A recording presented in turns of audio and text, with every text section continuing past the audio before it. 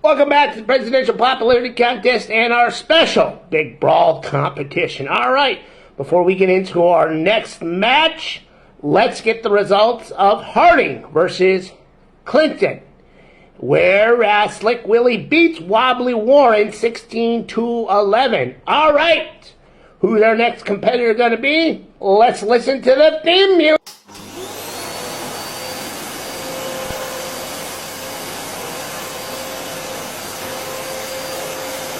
What the hell is that?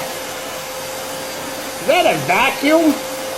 Who's got a vacuum as their theme music?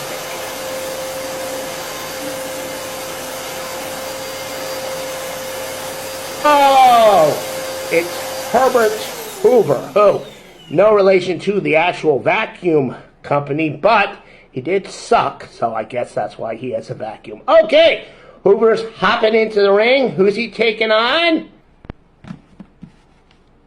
Richard Nixon. There you have it. Who do you think was a better president, Herbert Hoover or Richard Nixon? Vote now. We'll have the results sometime tomorrow.